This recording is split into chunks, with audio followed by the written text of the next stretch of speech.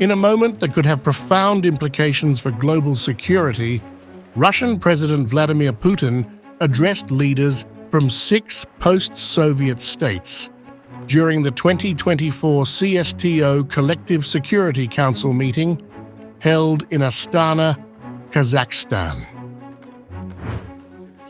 The meeting gathered head of states from Armenia, Belarus, Kazakhstan, Kyrgyzstan, Russia, and Tajikistan, nations bound together by the Collective Security Treaty Organization, a regional military alliance with deep roots in the post-Soviet sphere. Putin's speech, delivered amidst the signing of several key documents strengthening military and political cooperation, was marked by a chilling announcement. After unveiling Russia's latest weapon, the Oreshnik, a hypersonic missile system, last week in a televised address to the nation, he boasted about it in Astana, claiming it will shift the balance of power in a conflict already fraught with tension. The Russian president didn't just declare the Oreshnik operational. He emphasized its role as part of Russia's defense against what he sees as an aggressive West. According to Putin, the Oreshnik is Russia's countermeasure to NATO's involvement in Ukraine, a weapon capable of delivering destructive power that rivals nuclear weapons, but without the fallout. Missile can strike even heavily protected and deeply buried objects. According to military and technical experts, in the case of a massive cluster deployment of these missiles, the power of the strike would be comparable to that of nuclear weapons.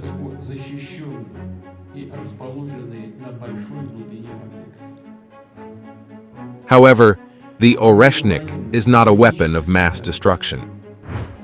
The Oreshnik is more than just a weapon. It's a symbol of Russia's growing military strength. Putin described it as delivering destruction at speeds and temperatures previously thought unattainable. His words, addressing the alliance members, painted a picture of military superiority that would be difficult for any adversary to ignore. Let me remind you once again how the Oreshnik works, as you requested. Tens of self-guiding warheads attack the target at a speed of 10 Machs, approximately 3 kilometers per second.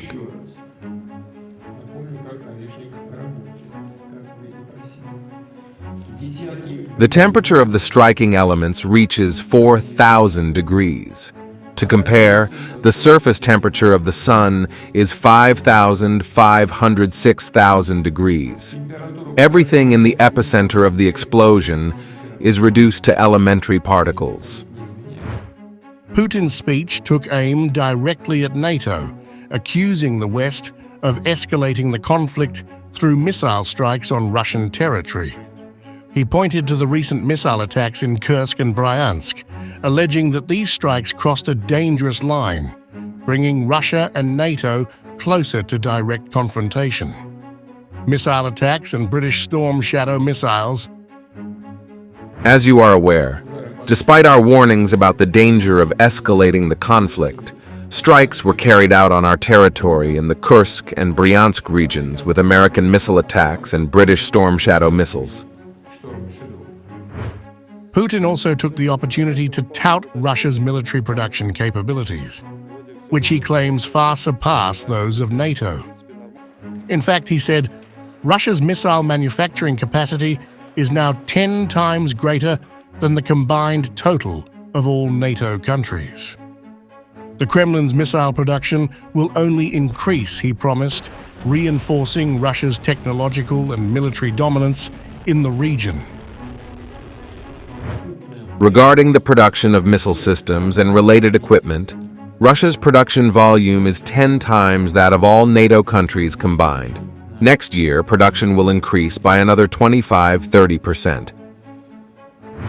With a focus on Russia's technological superiority, Putin compared the Oreshnik to Western missile systems such as the American GLSDB and the European Storm Shadow. He claimed that Russia's new missile system dwarfs the capabilities of these Western weapons in terms of range and precision.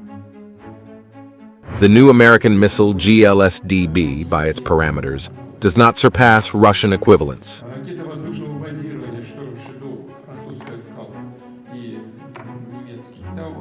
The Storm Shadow air-launched missile, the French Scalp, and the German Taurus have warheads weighing 450-480 kilograms in TNT equivalent, with a range of 500-650 kilometers. 650 kilometers is the range of the German Taurus missile.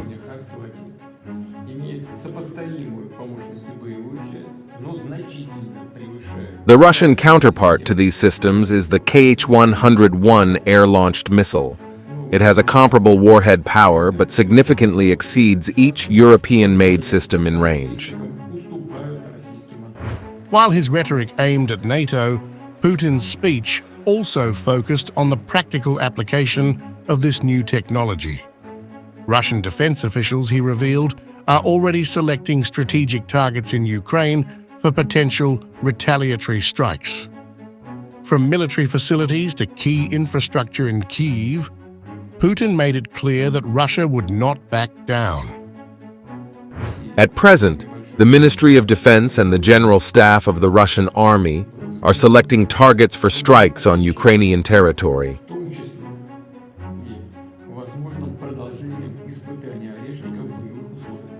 These could include military facilities, defense industry enterprises, or decision-making centers in Kyiv, especially since the Kyiv regime has repeatedly tried to strike at state-critical facilities in Russia, in St. Petersburg and Moscow. Putin's remarks come at a time when global tensions are at an all-time high.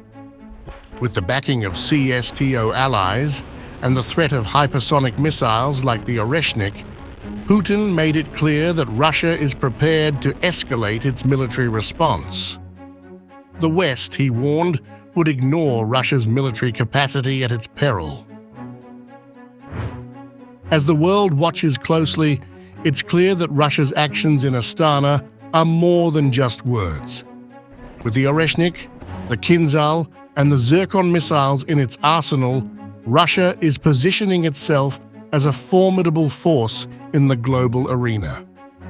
How the West responds to this new threat will shape the future of international security and the ongoing conflict in Ukraine.